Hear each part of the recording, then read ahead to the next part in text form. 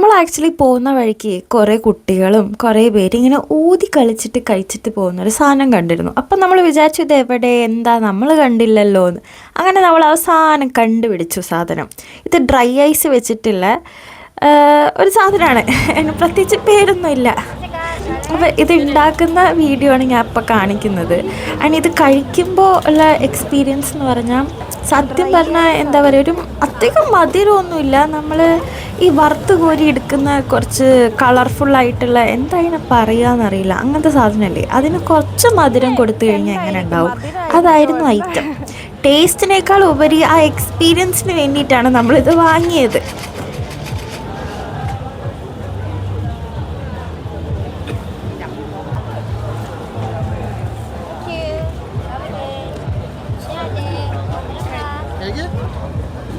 തിരക്കുന്നു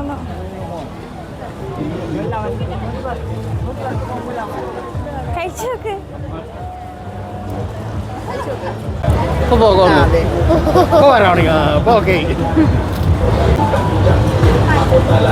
അടച്ചു ഒറ്റ